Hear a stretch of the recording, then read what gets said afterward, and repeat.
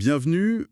Aujourd'hui, on va se pencher sur des textes qui parlent du pasteur Rubens Romain. Il est présenté comme une figure assez emblématique, de foi, de sagesse, d'intégrité, surtout pour la nouvelle génération de leaders spirituels en Haïti et même au-delà. Le texte qu'on a, c'est le pasteur Rubens Romain, foi, sagesse, intégrité. Alors l'idée, c'est de voir un peu comment cette image est construite. Oui, et ce qui frappe tout de suite, je trouve, c'est cette insistance du texte sur le fait qu'il incarne vraiment les valeurs qu'il prêche. Ce n'est pas juste des mots. Le document parle d'une foi très active, qui se verrait concrètement, avec ce qu'il appelle des guérisons divines, bon, physiques, émotionnelles, spirituelles. Et apparemment, il y aurait pas mal de témoignages cités pour appuyer ça, même en dehors d'Haïti. C'est présenté comme une preuve, en quelque sorte, de sa connexion spirituelle. D'accord, c'est un élément fort de ce portrait que la source dresse. Mais est-ce que le texte, il explique un peu comment ça se passerait, ces guérisons? Ou c'est surtout là pour, disons, valider sa foi? Ben, le texte semble moins s'attarder sur le comment, justement, que sur le quoi, c'est-à-dire ce que ça représente. Ces guérisons, telles qu'elles sont rapportées, elles servent surtout d'illustration, pour montrer l'efficacité de la prière, la puissance divine qui agirait à travers lui. Enfin, c'est la perspective du document, hein. Ça sert un peu à authentifier son ministère, son impact, tel que décrit par les fidèles cités. Intéressant. Après ça, le texte parle d'une sagesse, il dit même rare, et il va jusqu'à la comparer à Salomon. C'est quand même une affirmation très forte, ça. Comment elle est décrite, cette sagesse, dans les extraits? C'est de la théologie pure ou plutôt des conseils pratiques? D'après la source, c'est surtout ça. Des conseils pratiques, du discernement. Apparemment, il guiderait beaucoup les jeunes pasteurs, les croyants.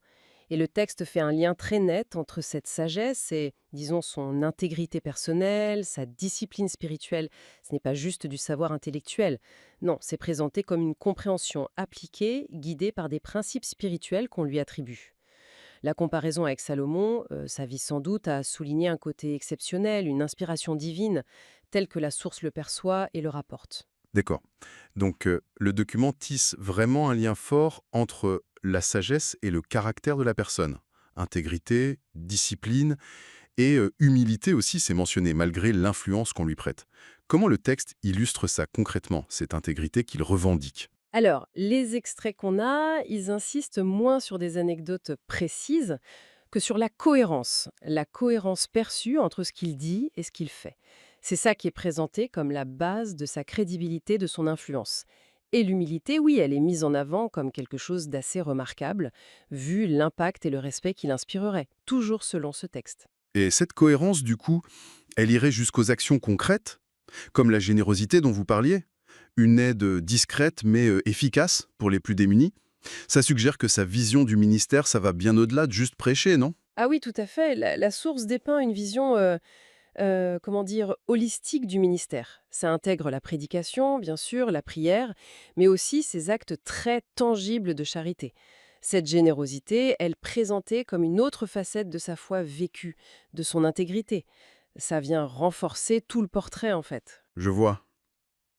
On voit bien comment le texte construit cette image, un peu pas à pas. La foi manifestée par les guérisons rapportées, la sagesse qui guide les conseils, l'intégrité qui fonde la confiance, et la générosité qui prouve l'amour. On dirait que chaque élément renforce les autres dans la description de la source. C'est exactement ça. C'est cette synergie qui est mise en avant. Et c'est ça qui amène la source à le décrire comme un canal. Un instrument par lequel la puissance divine agirait. C'est une manière pour le texte d'attribuer l'impact observé, les guérisons, les conseils, avant tout à une force supérieure, tout en soulignant que c'est le caractère exemplaire de la personne qui permet cette médiation. Ce concept de canal, il est vraiment central dans la perspective du document. Donc, pour résumer ce que nous disent ces extraits, en gros, ils nous donnent le portrait tel que construit par la source, d'un leader spirituel dont l'influence viendrait d'une foi vécue, démontrée notamment par ses guérisons allégées, d'une sagesse pratique, d'une intégrité reconnue et d'une générosité active. Il est dépeint comme plus qu'un simple prédicateur, un guide, une figure paternelle spirituelle, un vecteur de transformation si on reprend les termes du texte. Oui, et ce qui est assez fascinant, c'est cette connexion très directe que le texte établit entre le caractère personnel, les actions d'un côté, et l'impact spirituel et social de l'autre. L'insistance sur ce rôle de canal, ça met en lumière une vision assez particulière du leadership que véhicule ce document.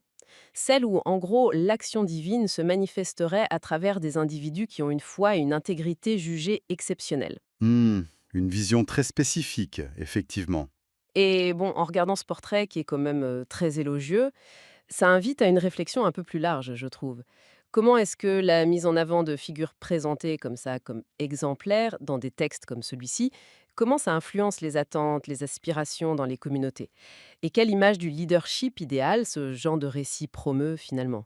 C'est une piste qui dépasse un peu nos extrêmes et que leur lecture suscite assez naturellement.